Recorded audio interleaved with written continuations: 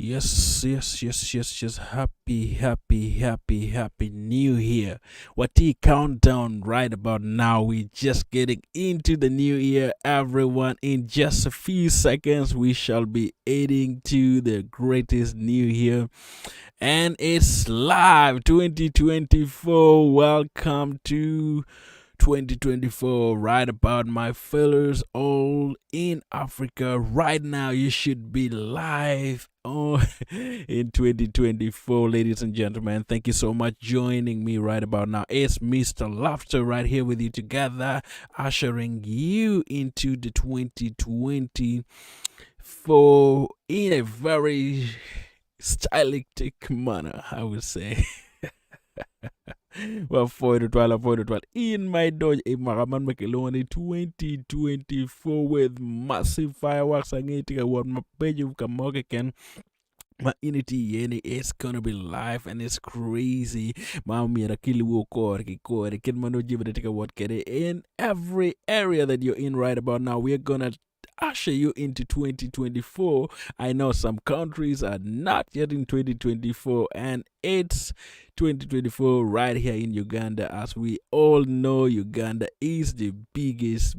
massive celebration. We shall bring you all the videos of how everything happened in Uganda and all around the world, ushering you into 2024. Welcome. You are so much welcome. Let me know how you're feeling in this newest here. Let me know the vibe. Let me know everything that is going around the world, in your studio, in your home, on your streets, every place. Let me know right about here how 2023 is ushering into the world around you. Everyone is getting excited and everybody is so much happening, and it's live here on Tami TV. If you have not subscribed, just subscribe. If you want to be part of this show, you're welcome, and just join me and chat and tell me what is going on around you right now as people are getting excited to move to 2024, and it's just live here with you. I just wanted to chat with people and see what's good around them right about now. As Tommy TV, we want to bring every happiness, joy, peace, and we're still gonna look at some of the highlights of the news that happened in 2023, and some of the good things that we think would happen in 2024, just a prediction and some new year resolutions and all around. I'm so happy to be here with you guys, and happy new year to everyone watching me live from wherever you are. Just type happy new year on the chat right there. I will see you right away, and let me know where you're watching from. And it's just a live chat. We're gonna have a chat with you and just touching a few things here and there, and bringing in every details on some of the things that happened all around the world as New Year approaches. In some of the countries, like in the US, it's not yet New Year, it's only 4 p.m. right here. But in other part of the world, yeah, Uganda, as we know, East Africa, West Africa, Central Africa, it's just few minutes for you guys to get into the new year, and it's live here on Tami TV. We shall bring every detail as we celebrate together with you. Happy new year. Let me know where you're watching from, and just type right there and say, yes, a happy new year. I'm watching from this location, and I'm happy to be in 2020. In 2023, if you're in Africa, and if you're in UK, you still have some few hours. If you're in the US, you still have some few hours. If you're in some other parts of the world, I guess you also still have few hours to really move on and understand. Yeah, let me know everything and where you're watching from. It's all live. We have some breaking news coming in, ladies and gentlemen. We in Africa have reached 2024. Oh my goodness, it's so amazing, and I'm so excited to see 2024 coming in. And I'm not actually I would have said 2023 to me wasn't so good, but I'm excited to see what 2024 will bring for me, because 2023 was a very devastating year for me. looking back, it wasn't really amazing in the fact that some of the things that I expected to do, I never did them. And worst of it all, for those ones who know me as Mr. Laughter, I lost my mom, I lost my uncle, two uncles, and this same here. It was devastating. It wasn't a good thing for me, but I'm happy that 2023 is coming home with a new thing, and I'm sorry for everything that I've done. I want to take this opportunity to just apologize to anyone that I've really, really not given my time to, or not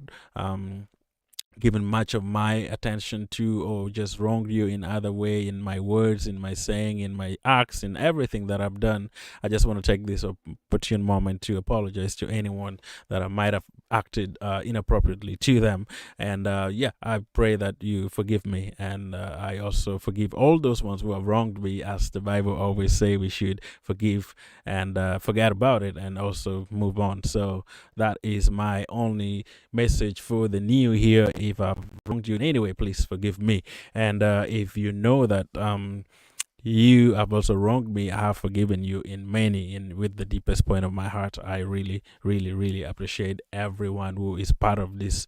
amazing, amazing, amazing radio or TV that we have here in our community. And I love being around people who love just chatting around and being together with people. And I've started this channel way back 2021, 2022, just to help us move on and understand basic things. Yeah, I follow the trial and Benalole actually don't mind, and it's just my language. I just wanted to express a little bit. Yeah, I follow the trial in Metic and Nakamoka can manta mi be TV or Tiek and then Kin Machalo Jim Mokenatica what Kerikor, Kikore, Ilome, Uganda, Africa, Kamoka can mighty US, Unity, UK. Yeah, what again of Jimmy Muberuka team 2023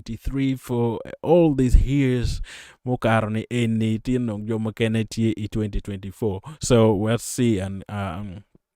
get to understand what really, really we need for this here. Now, wangeni jimu mutima polo berutie man Uganda ya choke memwara eni jimu maken mo bergatime ena ye wangeni ladit kawachao John jimu mutime like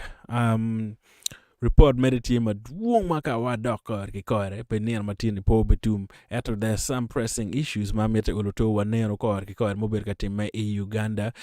specifically gulu ki dong jimo kene report moberu tie ma liet topics moberu liet dong trending lawyer o konkulu for the all year of 2023 was balalo issues. Balalo and look buken mo beru dit lo dong Uganda and o beru lock me balalo that was a very, very trending issue of 2023, which is still trending. I hope it will end in 2024, but 2023 we still have that issue running up and running around the house. Mama ngeni tumo kwenye no beru tek total but mono ye lok matie ma mir waneno ko ke kore wangeyo ni lok pabalalo okelo wala diet president Museveni maybe igulu district ma ochero loke wa ya mochero ya more district actually oberu kuno for almost 3-4 days ma lok ma pat menena ni balalo go aki Uganda mono oberu food and chok ma ni cherka tum ana wanero ken machalo jimene oberu kede bene kuno lok mo ken oberu ka trending to twale bene en 2023 ana oberu lok ikien la dit ateke gen ki chairman ma mega education la dit Ballington Pogwech wange gen motime kin jario eni ngara chilo gu poke bo wagilwa ilang mirab kitani mono lok mo ber ma dit total igulu district meneno ni la dit teke ka chel gen ki secretary ma mega education la dit Ballington pa ngwej bo beru ki paro go beru ki tele mane manak mo beru kelu lok ma dit total kono ya no ngeyo ni beru topic more trending of full just for a very, very long time. More yobu lock tie mere baduonga ta. And then also mngeni jimo ken oberu tie ben NIA ni oberu dit akloy ben igulu district NIA oberu homecoming program moberu tie ichano na mega ben ini na kore dakin moberu tie homecoming paladit president me DP His Excellency Man Makelwoni Norbert Mao, chairman pa DP, and obedo tie bene Igulu district come, obedo Igulu city, ma yup mo obedo diet ma oping ma tek tutwal ma en ni come chunyo obedo yom bene ye kidong bene dano mo obedo ki kwe ma diet tutwal me neno ni en ki yere manyen machalo la diet makelwoni chief justice, makelwoni minister of justice and constitutional affair mo obedo tie Igulu city ki come ma bene en aye obedo dano ma utelo yup ene yup obedo bene maber tutwal ma dano bange mere ki cham gi die mere mota maduong mere mara ta mo yom chuny dano ma konyo bene pe mono gin motime bene iman makelwoni Igulu district Igulu city actually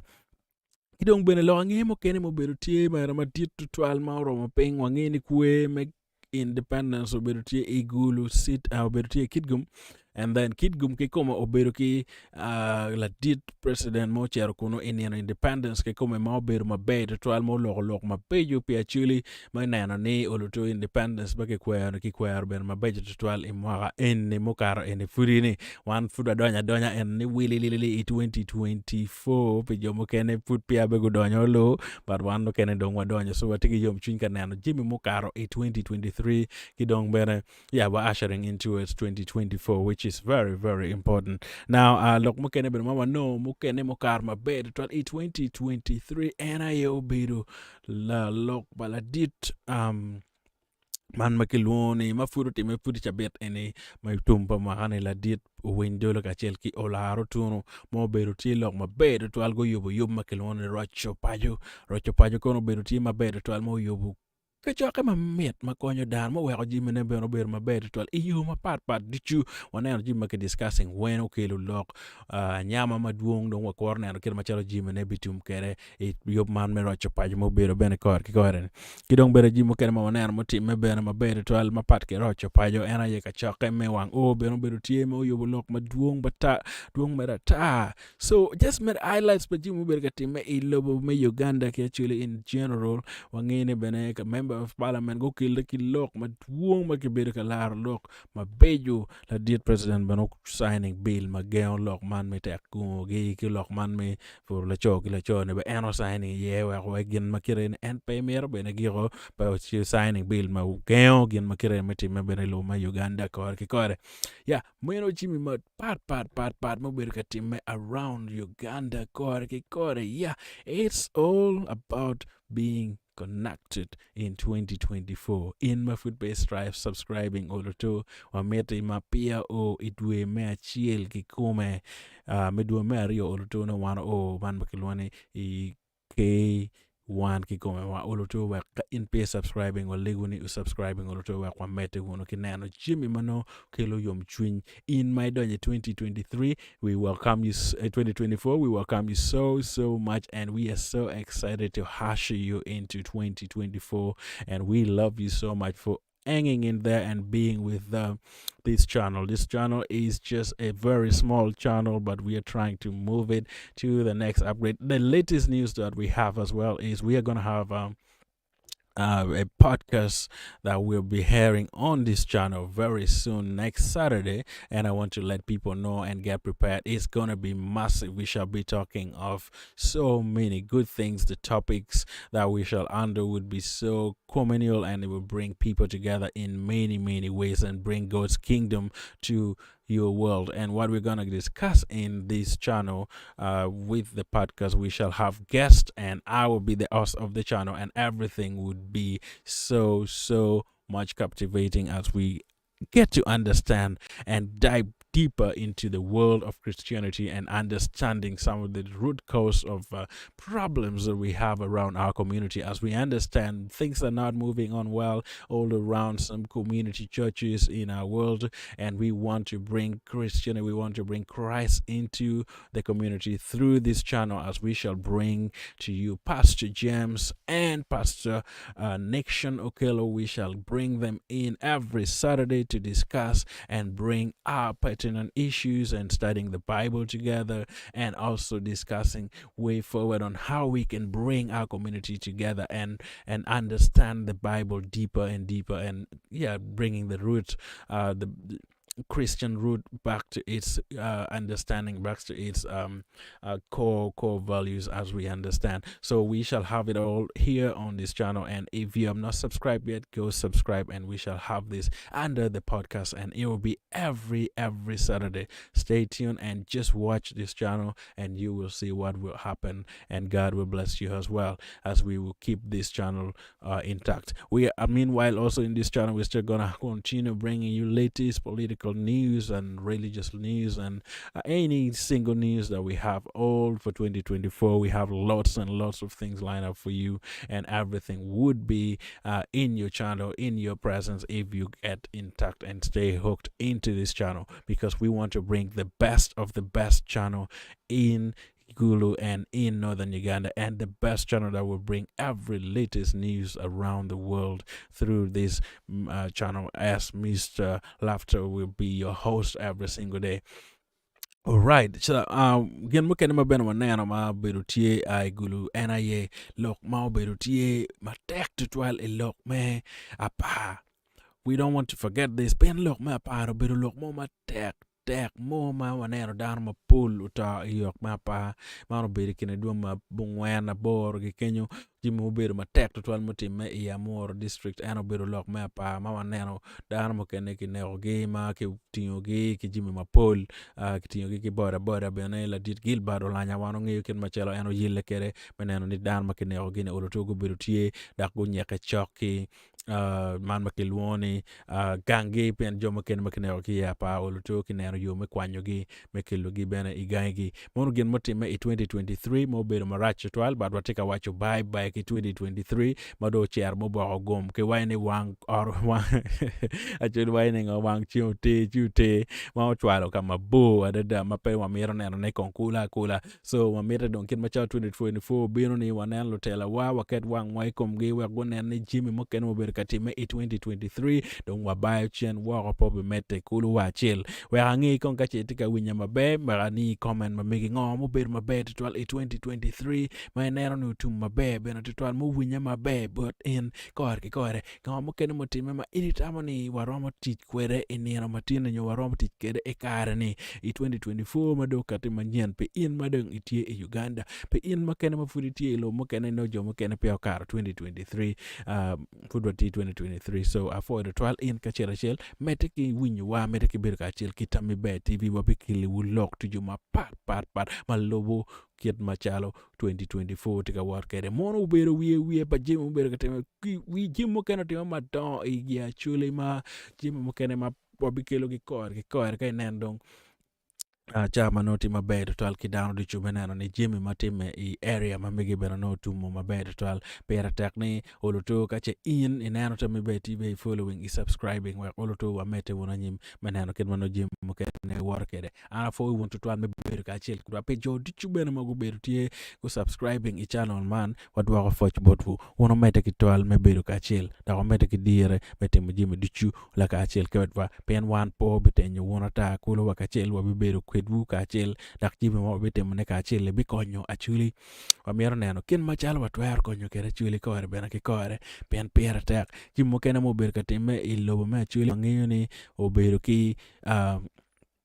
peke maduong dak jim mo karo mo kene obedo ti ma po bedo me yom chunch twal ma wero wam neno ni ka che nen 2020 fo bino eni oloto alegu ni wek wa yele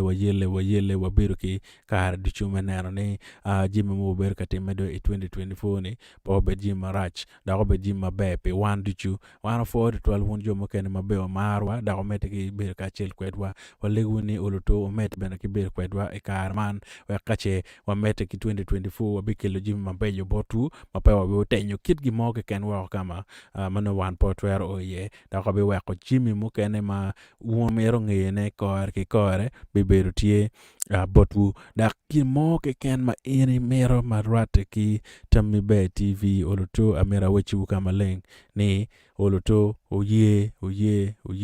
ni we ko kel botu lok dichu ma watwer kelo ne botu alegu ni oluto uye wek wakil bodo wek per tek ni ka in itie ka mo ke ken ma itie ye gone bedi ti gang gone bedi ti kwene ka mo ke ken wek wange uluto wek wange loka ngo mati community makenyo wek kare ka bino bene mano no in fudi imiero winyo lok mano wano kelo bodo pere tek ni iber nyaka chok pen lok ma be kelo beberu duong tutwal beberu duong dak duong adada ma be konyo wan duchu ka chiel meneno ni kit gimo ke ken mati community ma me kwata me be ayo bero na machiel me kelo ne bodo dak bene wabibedo na machiel pen dar ma me ko ma wati kwet gi olo to tie i community ma gen ge be konyo wa me kelo kit lok chime ene duchu kor ke kor bot in ma mera ni kache inenen initiyo ki gimo mateka tima area ni war beketo na machimo kenyu in bigoine wakor ki kore bana mineno ni 2024 ubero mabe bot in ki kome wek loka nge duchi mana wabi waro wako no bed makikio makikwero maleng kwiji ma in ni kumi bena ni nero ni ini ba lok makti kakare dak lok mati ati tutwal bot dano duchu kore ki kore so mono gen matie mama mere wan kache 2024 bino ini mwenyer wa yupe wek bed bene ka chel kwedu wek nen ni jimo kene ma watimo tuju bibero me yomo chwiny won jo mo neno wa bibero me yomo chwiny won jo ma okero ya o neno wa kar dichu ni miro wa bed jo mano giromo timo jimo mabejo pe in dak pe wan dichu kore ya mera ye lok matie ma mera wechu kama leng ni Tami Bay TV bikelo lok dichu mabejo kore ma be wek wan dichu wa bedo ki chwiny meneno ni acholi ki yubo dak kwo ki yubo dak dano dichu obedo ki jimi mano gen gitwero nongo ne aye kore ya mera ye lok matie dak pa wabitenyo wonata won jo ma utie yamo kama ken miro nene uluto onyeka chok kache in pe subscribing furi awichuni non kare subscribing o yor wek no 2024 poten inata wako kama leng wek na nong gimo ke ken matie mano uluto iramo nongo ne obena kore kache foot in pay no kar me subscribing nong sharing bene lok ma megwa dichu ma no wano kele wi yamani wek no in bene ikony wa chok chwiny wa ki 2024 ma bino ne wek no jimi dichu ukate wako kama leng kore ya mona lok matie pa mera du lok total afo down dichu me donye i 2024 kore unu cham mere 2024 wu mabe kore bana pa be oteny wa kamo oto afo jo mokene manodo oni lo ba me diwu gumi ye we uluto umete kitimo jimi dichu ken mano twer kere kache 2020 fodong obodu ana for 12 me ka dichu me ber ka chel Tami Bay TV wa nge ka chel lokomotie mano emere wa nge ka dichu happy new year but down dichu maginano Tami Bay TV da ka for 12 me chunket wa mi o kere wa tin da we mede ber me chunket wa 2024 pen per ta 12 no mer wa bet ka chel kwedu la bon won wan botimo ke mo la bon an jimo kene bedo tek to twal kila bon in ber me bedo ka ngetwa no jimo ne bedo tek so afo won twal kar mi yero oloto onyeke chok da obeti ka chel kwedwa wek no waneno ken machalo jimo kene beti mekere i community ma megwa pen channel enetie kele wa jimo mapejo manotime i area ma megwa ki community ma megwa ma weko no wangiyo ken machalo jimo kene mabino i 2024 information mo ke ken ma in be mieto ngiyo ne channel na machiel mo miere beti ye ena Tami Bay TV wabikeli lok tichu mabetime i Uganda, Africa, East Africa nation worldwide gemoge ken matime pen one watie ka capturing ka moge ken I wilobo ni eni amera wichu bena ni watie ki lok anyama mo beru tie ichi abechel dichu ekien one ki watiki ost watiki beru an machalo ost Mr. Laughter we beru tie ka chel kedu kelo diero ario madome actually magen ki bineno lok ma pat mateka time i area wa benywako ne chawa dek midiwo kache initie i East Africa nye Uganda nyo kamo ken Africa no chawa dek midiwo kache US no chawa beyero aboro acha beyero kache UK no pole en kina chawa apara chel rio actually kena cha rio me otieno so pera tek total ne in kache actually cha para chel me otieno sorry kache initie ilobo mo ke ken wa bebedo tie kwedu eneno me chiam bichel chaka chiam bichel mabiyon eni mabi introducing man makelone discussion topical discussions yima matime e area me Uganda ena bicha onywako ne kore mabi konyo wan actually konyo wan kaka konyo wan duchuma woti Uganda meneno ni area ma wan ti ko yene no oluto jimi mabejo binen ki yeda ko binywako ne kore meneno ni jima wan timo ni no timabe okelo Steven aneni i Facebook afoy twal wakanen ngome tika wachane afoy kong itika wachane okelo Steven lo happy new year afoy twal happy new year buddy happy new year la diet per tak twal afoy twal me berti ka chel kwedwa happy new year buddy wan ki bod wa ben kan fut piawa happy new year ato angi ber twal in Steven lo to me ber ki happy new year afoy twal ngi kametika nana ki ye oluto wa ko chok chunya ma meda nyim ket machalo no jimne war kere wanu tie Tami Bay TV ka pia subscribing on YouTube wateka nana mera reflection pa jimi motime top notch issues mo berga time 2023 madong pole bana nywa dong watie mera de chano ka boko lokke tigi gimo me mera wacho wa ngi kenyu oluto kore wek no wanen kin machalo no jimene tie kere manoromo konyowa wek yupe oluto bediere chak ki 2023 happy new year but in Stephen Lohom broste apoy matek to twal wundan moneno Tami Bay TV umete oluto mechoko chwinywa ka pe subscribing wek neno kin machalo no waromo yupe kere ka chachel ma jobodo ni wabikelo program meche abichel man bebero yop mabinywa ko lok ma pat malupa ki chwiny palobaga lupa ki lok pala chwich me konyo wa kore mono igen mabinywa ko ne happy new year but down the chew happy new year kong bana cho mega kong madit kong kenya ka ket kong machala happy new year ma mega bana but down pena ngene pera tek ne miro luto bet ki wako bet ki kar ma dieto twal meneno happy new year matie piwa ka chel pere tak to twal ni in ma neno wa oluto emete ki beru ka chel kwedwa kar duchu pe in ma food piano i subscribing non kar ni chere subscribing omero wa konero kin machalo no jimene tie kere kore afo twal in ma ber ka neno wa dong bene choko be gira dong ka che food neno food pay neno ma ber twal onyo food pay taman da kwati ka wishing down duchu happy new year dak pere tak ni imete ki neno wan duchu kar Tami Bay TV ka che food pay subscribing bana chere subscribing amienon nene oluto dano duju ka che ko kar ma nyom chwiny mabe obed botu kore pen pere tak ni ibetie ka chel kwedwa kar ana fo de twan maber ka neno ma da fo in mano kar ti kwedwa kamo ke ken mano following one kere ki ye so chera nyim mi subscribing ka che food pay subscribing 2024 we better ma manyen ma mekelo jim mabejo pe won ma neno wa Tami Bay TV ana fo de twal kar wa ben kupe kedu ka che initi ki lok mo nen wati ki social media ma megwa man ma kilwani Facebook ichere Mr. Laughter Songs no kuno ichere Twitter ichere no bene Batu TV nyo Tami Bay TV ichere no kuno kidong bene TikTok ichere no Tami Bay TV